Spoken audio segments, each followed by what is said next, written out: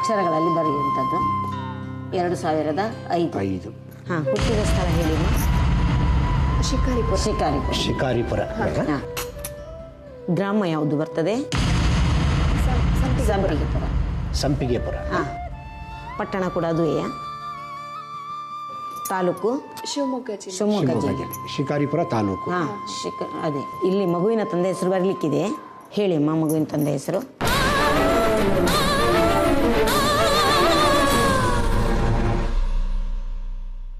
ತಂದೆ ಹೆಸರೇನು ಹೇಳ್ತೀರಾ? ತಂದೆಯ ಹೆಸರು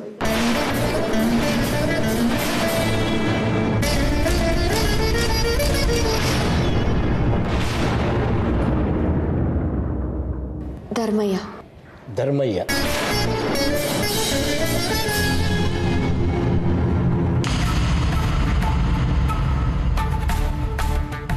ರುಕ್ಮಿಣಿ, ಬೇಗ ಕರ್ಕೊಂಡು ಬಾ, ಲೇಟ್ ಆಯ್ತು. ಬಂದೆ, 1 ನಿಮಿಷ.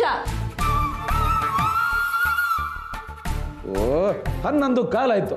12 ಗಂಟೆ ಮಂಗಳಾರತಿ. ಬೇಗ ಬಾ. ನೋಡು ಹರಿ, ಅವರೆಲ್ಲರೂ ಕಾಯ್ತಾ ಇದ್ದಾರೆ. ನಡಿಯಪ್ಪ. ನಾನು ಬರಲ್ಲ. ಬಾಬಾ, ದೇವಸ್ಥಾನ ನಿಮ್ದೇ ತಾನೇ, ಅರ್ಚಕರಿಗೆ ಸ್ವಲ್ಪ ತಡ ಮಾಡಿ ಅಂತ ಹೇಳಿ. ದೇವಸ್ಥಾನಕ್ಕೆ ಹೋಗ್ಬೇಕಲ್ಲ. ನಾನು ಬರಲ್ಲ. ಹರಿ ಹರಿ ಬರಲ್ಲ. ಹರಿ ಬರಲ್ಲ. ಹರಿ ಬರಲ್ಲಮ್ಮ. ಮಾಡ್ಬಾರ್ದಪ್ಪ, ನನ್ನ ಮಾತು ಕೇಳ್ಕಂದ. ಹರಿ ಹರಿ ನಡಿಯೋ. ನಾನು ಬರಲ್ಲ. ದೇವಸ್ಥಾನ ನಮ್ಮದೇ, ಅರ್ಚಕರು ನಮ್ಮವರೇ.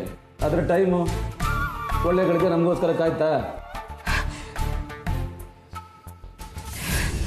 ಬರಲ್ಲ. ನೋಡ್ರಿ, ದೇವಸ್ಥಾನಕ್ಕೆ ಬರಲ್ಲ ಅಂತ ಹೇಳ್ಬಾರ್ದು.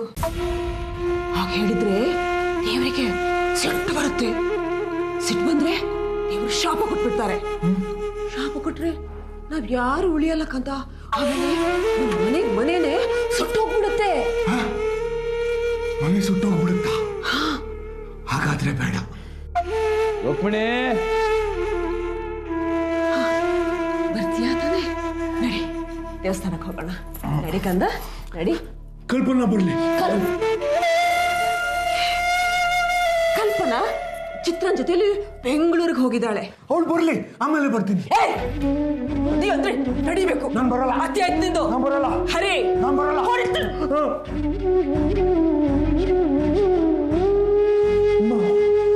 ಅಮ್ಮ ಹೊಡಿಬೇಡ. ನಡಿ ಮತ್ತೆ, ನಡಿ.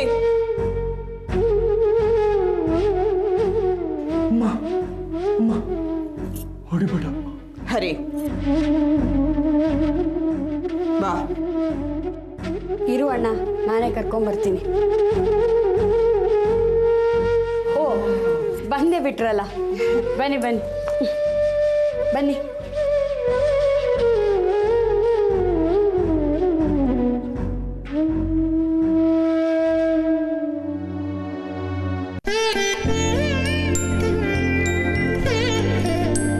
ಹರಿ ಹರಿ ಬಾ. ಹರಿ ನೋಡು, ಹೀಗೆಲ್ಲ ಮಕ್ಕಳ ತರ ಹಠ ಮಾಡಬಾರ್ದು. ಗಂಭೀರವಾಗಿರ್ಬೇಕು. ಪೂಜೆ ಆಗುವಾಗ ಅರ್ಚನ ಪಕ್ಕ ನಿಂತ್ಕೋಬೇಕಾಯ್ತಾ?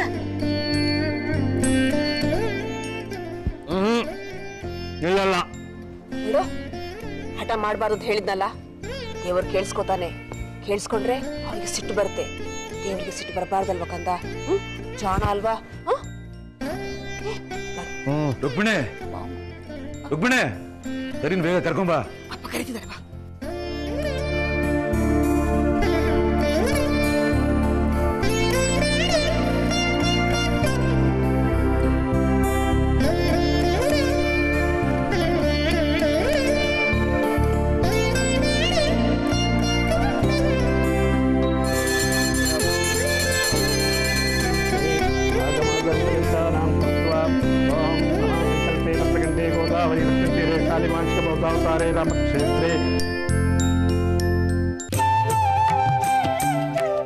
ಯಾರ ಹೆಸರಲ್ಲಿ ಅರ್ಚನೆ? ಹರಿ ಅರ್ಚನಾ ಹೆಸರಲ್ಲಿ. ಧರ್ಮಯ್ಯನವರೇ, ಮೊನ್ನೆ ಮದುವೆ ಆಯ್ತಲ್ಲ ಆ ಸೊಸೆಯಲ್ಲಿ?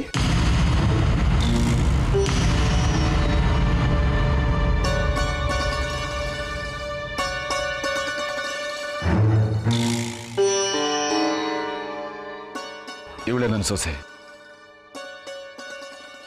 ಹರಿ ಅರ್ಚನಾ ಹೆಸರಲ್ಲಿ ಅರ್ಚನೆ ಮಾಡಿ.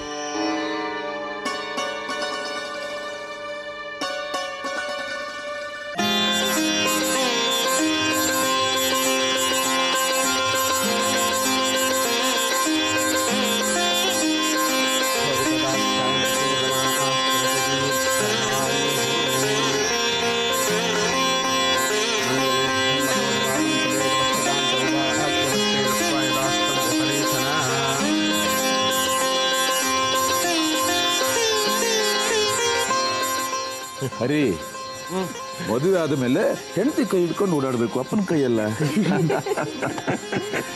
ಬಾವಾ, ಈಗ ಸಮಾಧಾನ ಆಯ್ತಾ? ಸಮಾಧಾನ ಮೊದಲೇ ಇತ್ತು ಬಾವ. ಆದರೂ ಹುಡುಗಿ ಅಪ್ಪ ಅಮ್ಮ ಅಂದಮೇಲೆ ಎಲ್ಲೋ ಒಂದು ಕಡೆ ಸ್ವಲ್ಪ ಭಯ ಇದ್ದೇ ಇರುತ್ತೆ ಅಲ್ವಾ? ಎಷ್ಟೇ ಆಗಲಿ ಮಗಳ ಭವಿಷ್ಯದ ಪ್ರಶ್ನೆ ಅಲ್ವಾ ಅಣ್ಣ? ನಿನ್ ಮಗಳದಲ್ಲ, ನನ್ನ ಮಗ ಸೊಸೆದು. ಭಾರಿ ಜೋರಾಗ್ಬಿಡ್ತಪ್ಪ, ಬಿಗಿತಿ ಮಾತುಕತೆ. ಅಲ್ಲ, ದೇವಸ್ಥಾನಕ್ಕೆ ಬರಬೇಕು ಅಂತ ಬೆಳಗ್ಗೆ ತಿಂಡಿ ಕೂಡ ತಿಂದಿಲ್ಲ, ಹಸಿವಾಗ್ತಾ ಇದೆ. ಇವತ್ತು ಮನೆಗೆ ಹೋದ್ಮೇಲೆ ನಿಮ್ಗೆಲ್ರಿಗೂ ಒಂದು ವಿಶೇಷ ಕಾದಿದೆ. ನನ್ ಸೊಸೆ ಕೈ ಅಡಿಗೆ ಊಟ ಮಾಡ್ಬೇಕು ಇವತ್ತು. ಅರ್ಚನಾ ಅಡುಗೆನಾ?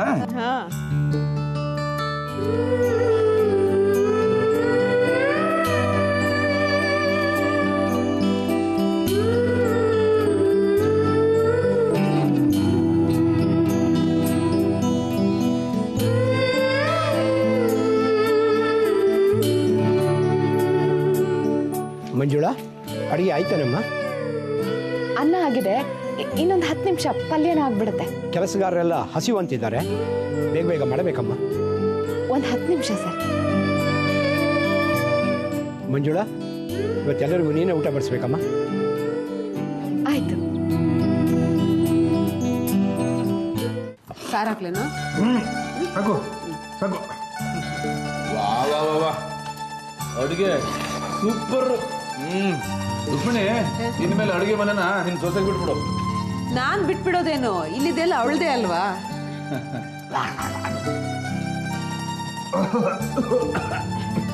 ಸ್ವೀಟ್ ಕೊಡೆ.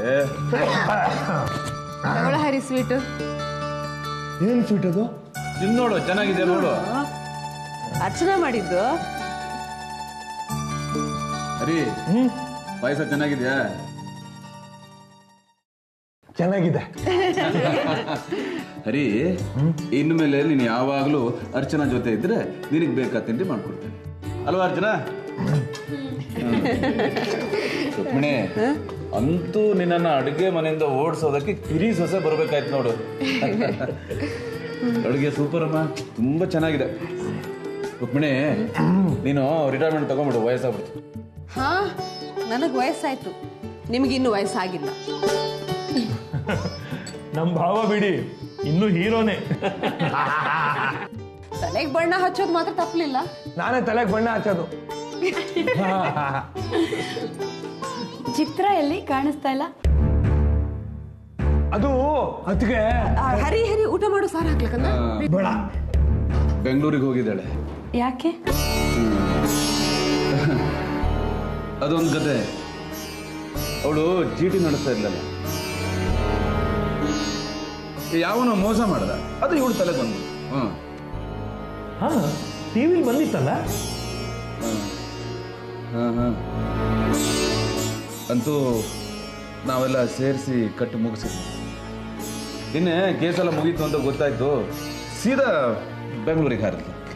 ಪಾಪ, ಅವಳಿಗೂ 3 ತಿಂಗಳಿಂದ ಮನೇಲಿ ಕೂತು ಕೂತು ಕೈಕಾಲು ಕಟ್ಟಿದ ಹಾಗಾಗಿತ್ತು, ಅದಕ್ಕೆ ಹೊರಟ್ಲು. ಅಕ್ಕೆ, ನೀನು ಬಾ, ಕೂತ್ಕೋ, ಊಟ ಮಾಡೋಣ ಒಟ್ಟಿಗೆ. ಹೇಗೂ ನಿನ್ನ ಸೊಸೆ ಇದ್ದಾಳಲ್ಲ ಬಡ್ಸಕ್ಕೆ. ಪರವಾಗಿಲ್ಲ ಸೀತಾ, ಅಮಿತಾ ಒಬ್ಳೇ ಇರ್ತಾಳೆ, ಅವಳಿಗೊಂಚೂರು ಊಟ ಕೊಟ್ಬಿಟ್ಟು ಬರ್ತೀನಿ.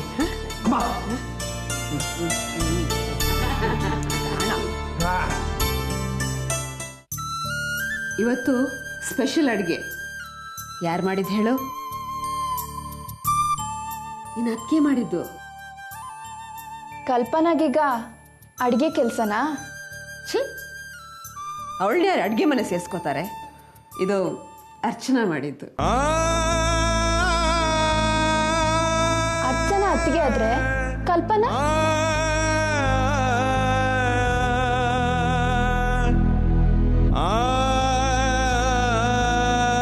ಅರ್ಥ ಆಯ್ತು.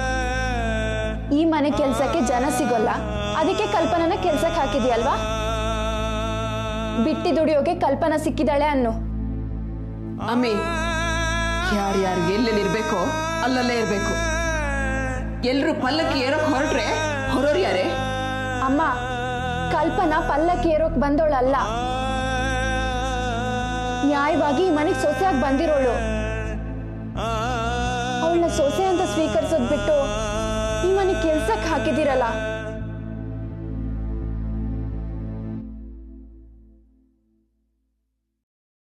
ಮೊದಲು ಈ ಮನೇಲಿ ನೀನೊಬ್ಳಾದ್ರೂ ಸರಿ ಇದ್ದೆ, ಈಗ ನೀನು ಅಪ್ಪಂತರ ಆಗಿದೀಯಾ. ಅಪ್ಪಂಗೆ ಸಿಟ್ಟು ಬಂದರೆ ಕೈಯಲ್ಲಿ ಕೋವಿ ಬರುತ್ತೆ, ನಿನಗೆ ನಿನ್ನ ಮನಸ್ಸಿಗೆ ಕೋವಿ ಆಗಿದೆ, ಕಲ್ಪನಾ ಅಂತವ್ರನ್ನ ಬೇಟೆ ಆಡುತ್ತೆ. ನೋಡಮ್ಮಿ, ನಾನು ಏನೇ ಮಾಡಿದ್ರು ಅದು ಈ ಮನೆ ಒಳ್ಳೇದಕ್ಕೆ. ಅಮ್ಮ, ಕಾರಣ ಬೇಡ, ಬೇರೆಯವ್ರಿಗೆ ಹಿಂಸೆ ಕೊಡೋದು ಒಳ್ಳೆತನನಾ? ಆ ಹಿಂಸೆಯಿಂದ ಈ ಮನೆಗೆ ಒಳ್ಳೇದಾಗುತ್ತಾ? ಅಮ್ಮಿ, ಜಾಸ್ತಿ ಮಾತಾಡಬೇಡ, ಸುಮ್ಮನೆ ಊಟ ಮಾಡು.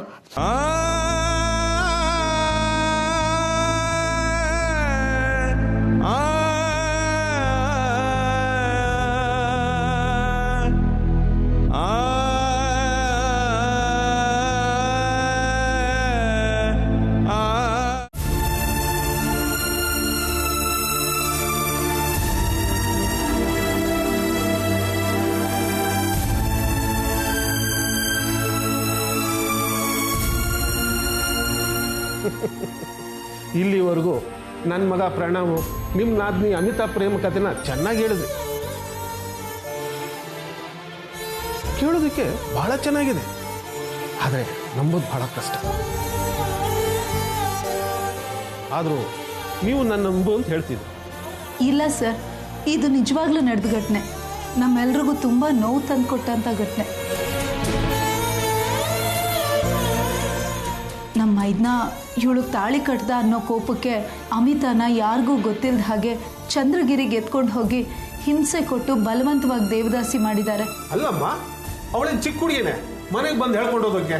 ಮನೆಗೆ ಬಂದಿರಲಿಲ್ಲ ಸರ್, ಅವಳು ಕಾಲೇಜ್ಗೆ ಅಂತ ಬೆಂಗಳೂರಿಗೆ ಟ್ಯಾಕ್ಸಿಲಿ ಹೊರಟಿದ್ಲು.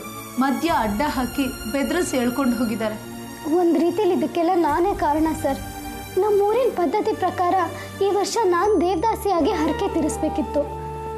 ಆದರೆ ಹರಿ ಬಂದು ತಾಳಿ ಕಟ್ದ, ನಾನು ದೇವದಾಸಿ ಆಗೋ ಹಾಗಿರಲಿಲ್ಲ. ಆ ಸಿಟ್ಟಿಗೆನೆ ಅವ್ರು ಹೀಗೆ ಮಾಡಿದ್ದು. ಇದರಲ್ಲಿ ನಿನ್ನ ತಪ್ಪೇನಿದೆ ಹೇಳು? ಭಾರತಿ, ನಿನಗಿದೆಲ್ಲ ಗೊತ್ತಾಗಲ್ಲ, ನೀನು ಸುಮ್ಮನಿರೋ.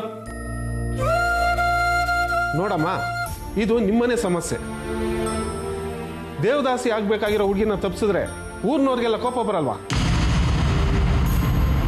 ಎಷ್ಟೋ ವರ್ಷದಿಂದ ನಡ್ಕೊಂಬಂದಿರೋ ಸಂಪ್ರದಾಯ ನಿಂತೋಗಲ್ವಾ? ನೀವಿದನ್ನೆಲ್ಲ ಒಪ್ತೀರಾ ಸರ್? ಇರೋದೇ ಇದೆಯಂತೆ, ಒಬ್ಬದೇ ಇರೋಕ್ಕಾಗುತ್ತಾ? ನೋಡಿ ಸರ್, ನಮ್ಮ ಅಕ್ಕನೂ ಚಿಕ್ಕ ವಯಸ್ಸಿನಲ್ಲೇ ದೇವದಾಸಿ ಆದ್ಲು, ಆದರೆ ನಾನು ಹಾಗಾಗಬಾರ್ದು ಅಂತ ತುಂಬಾನೇ ಕಷ್ಟಪಟ್ಲು ಸರ್. ನಾನು ಇನ್ನೇನು ದೇವದಾಸಿ ಆಗಬೇಕಾಗಿತ್ತು, ಹರಿ ಬಂದು ತಾಳಿ ಕಟ್ದ, ನಾನು ಬಚಾವಾದೆ.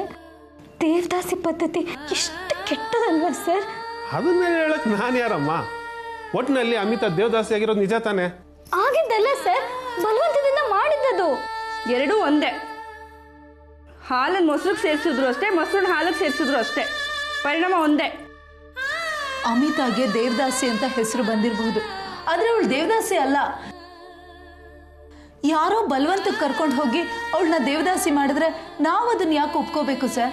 ನೋಡಮ್ಮ, ನೀವು ಒಪ್ಪಿ ಬಿಡಿ, ಈಗ ಪ್ರಶ್ನೆ ಅದಲ್ಲ. ನೀವು ಅಮಿತನ್ನು ನಮ್ಮ ಮನೆ ಸೊಸೆ ಮಾಡ್ಕೊಳ್ಬೇಕು ಅಂತ ನೀವು ಕೇಳ್ತಾ ಇದ್ದೀರಿ. ಆಗಲ್ಲ ಅಂತ ನಾನು ಹೇಳ್ತಾ ಇದ್ದೀನಿ. ಅಮಿತಂದು ಏನು ತಪ್ಪಿಲ್ಲ ಸರ್, ಪಾಪ ಅವಳಿಗೆ ಯಾಕೆ ಇಷ್ಟು ಶಿಕ್ಷೆ ಕೊಡ್ತಿದ್ದೀರಿ? ಅರೆ, ಅವಳನ್ನ ಮದುವೆ ಆಗಕ್ಕೆ ನನ್ನ ಮಗನೇ ಬೇಕಾ? ಬೇರೆ ಯಾರು ಸಿಗಲ್ವಾ? ಪ್ರಣವ್ ಅವಳನ್ನ ತುಂಬಾ ಪ್ರೀತಿಸ್ತಿದ್ದಾನೆ ಸರ್. ಇದಾನೆ ಅಲ್ಲ, ಪ್ರೀತಿಸ್ತಿದ್ದ. ಅವಳು ದೇವದಾಸಿ ಆಗಿದ್ದಾಳೆ ಅಂತ ಗೊತ್ತಾಯ್ತು, ಅದಕ್ಕೆ ಬೇಡ ಅಂದ. ಸರಿ ಆಯ್ತು, ಇದ್ರಲ್ಲಿ ಅವನ ತಪ್ಪೇನಿದೆ? ಬೇರೆ ಯಾರು ಅವಳನ್ನ ಮದ್ವೆ ಆಗಲ್ಲ ಅಂತ ನನ್ನ ಮಗನ ಮದ್ವೆ ಮಾಡೋ ಪ್ರಯತ್ನನಾ? ಹಾಗೆಲ್ಲ ಹೇಳ್ಬೇಡಿ. ನಾವ್ ಇಲ್ಲಿಗೆ ಬಂದಿದ್ದು ಪ್ರಣವ್ ಅಮಿತನ್ನ ಪ್ರೀತಿಸಿದ್ರಿಂದ, ಆಮೇಲೆ ಅವನು ಅವಳನ್ನ ತಿರಸ್ಕರಿಸಿದ್ರಿಂದ. ಅದೇ ಬೇಜಾರಲ್ಲಿ ಅಮಿತ ಆತ್ಮಹತ್ಯೆಗೂ ಪ್ರಯತ್ನ ಪಟ್ಟಿದ್ರಿಂದ. ಈಗ ಯಾವ್ದ್ರಲ್ಲೂ ಆಸಕ್ತಿ ಇಲ್ಲದೆ ಮನೇಲಿ ಜೀವಂತ ಹೆಣ ಕೂತಿರೋದ್ರಿಂದ. ಸಾರಿ ನೋಡಿ, ಇದಕ್ಕೂ ನನ್ನ ಮಗನಿಗೂ ಯಾವ ಸಂಬಂಧನೂ ಇಲ್ಲ. ಇದ್ರ ಬಗ್ಗೆ ಹೆಚ್ಚಿಗೆ ಮಾತಾಡಬೇಡಿ ನೀವು. ಸರ್, ದಯವಿಟ್ಟು ಹಾಗನ್ಬೇಡಿ ಸರ್. ಮೇಡಮ್, ನೀವಾದರೂ ಹೇಳಿ ಸರ್. ಅಮಿತಾಗೆ ಪ್ರಣವ್ನ ಬಿಟ್ರೆ ಬೇರೆ ಯಾವ ಹುಡುಗನ ಮೇಲೂ ಮನಸ್ಸಿಲ್ಲ. ಅವಳಿಗೆ ತಾನು ದೇವದಾಸಿ ಆಗಿದ್ದೀನಿ ಅನ್ನೋ ನೋವಿಗಿಂತ ಪ್ರಣವ್ ಅವಳನ್ನ ಬೇಡ ಅಂದಿದ್ದೆ ತುಂಬ ನೋವಾಗಿದೆ. ಅವಳು ತುಂಬ ನೊಂದ್ಕೊಂಡಿದ್ದಾಳೆ ಸರ್. ಅವಳ ಮುಖ ನೋಡಿದ್ರೆ ಅಳು ಬರುತ್ತೆ. ನೀವು ದೊಡ್ಡವರು ಸರ್, ದಯವಿಟ್ಟು ನಿಮ್ಮ ಮಗನ ನೀವೇ ಒಪ್ಪಿಸ್ಬೇಕು ಸರ್. ಚಿತ್ರಕ್ಕ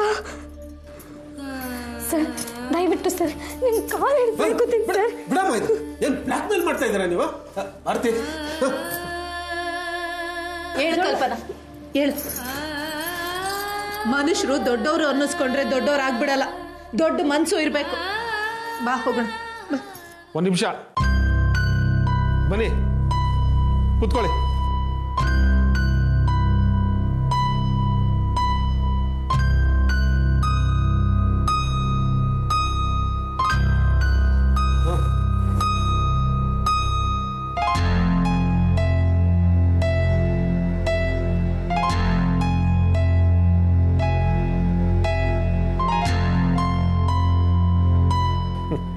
ನೀವಿಬ್ರು ಆ ಮನೆ ಸೊಸೆಂದಿರಲ್ವಾ? ನೀವು ನಿಮ್ಮ ನಾದ್ನಿ ಬಗ್ಗೆ ಇಟ್ಟಿರೋ ಪ್ರೀತಿ ವಿಶ್ವಾಸ ನೋಡಿ ನಂಗೆ ತುಂಬಾ ಸಂತೋಷ ಆಯ್ತು. ಅಮಿತಾ ನನ್ನ ಸೊಸೆ ಅಂತ ಮನಸ್ಸು ತುಂಬಿ ಒಪ್ಕೊಂಡಿದ್ದೀನಿ.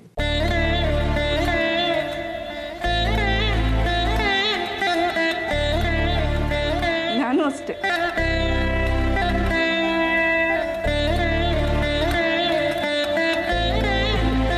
ಆಶ್ಚರ್ಯ ಆಯ್ತಲ್ವಾ? ಇಲ್ಲಿವರೆಗೂ ನಾನು ಮಾಡಿದ್ದು ಒಂದು ಸಣ್ಣ ನಾಟಕ. ಮನೆಯವ್ರಿಗಿಂತ ಮನೆಗೆ ಬಂದ ಹೆಣ್ಮಕ್ಳು ಹೇಳೋ ಮಾತಿನಲ್ಲಿ ಸತ್ಯ ಇದೆ ಅಂತ ಗೊತ್ತಿತ್ತು. ಅದನ್ನ ಪರೀಕ್ಷೆ ಮಾಡೋಣ ಅಂತಾನೆ ಹೀಗೆ ಮಾಡಿದೆ. ನನ್ನ ಮಗ ಹಿಂದೆನೆ ಅಮಿತಾ ವಿಚಾರನ ಅವ್ರ ತಾಯಿ ಹತ್ರ ಹೇಳಿದ್ನಂತೆ. ನನಗೂ ಹೇಳ್ತಾನೆ ಅಂತ ಕಾಯ್ತಾ ಇದ್ದೆ. ಅವನ ಕಡೆಯಿಂದ ಈ ಸುದ್ದಿ ಬರಲಿಲ್ಲ, ನಿಮ್ಮ ಕಡೆಯಿಂದ ಬಂತು. ಅಮಿತಾ ಬಗ್ಗೆ ಯಾವಾಗೂ ಹೇಳ್ತಿರ್ತಿದ್ದ, ಆದರೆ ಈ ರೀತಿ ಯಾಕೆ ಮನಸ್ಸು ಬದಲಾಯಿಸ್ದ ಅಂತ ನನಗೆ ಈಗಲೂ ಅರ್ಥ ಆಗ್ತಾ ಇಲ್ಲ. ಎಲ್ಲವನ್ನೂ ಕೂಲಂಕುಷವಾಗಿ ಪರೀಕ್ಷೆ ಮಾಡಬೇಕು ಅಂತ ಹೀಗೆ ಮಾತಾಡಿದೆ. ನೀವು ಹೆದರೋ ಅಗತ್ಯ ಇಲ್ಲ. ನಡೀರಿ, ಈಗಲೇ ನಿಮ್ಮ ಮನೆಗೆ ಹೋಗೋಣ.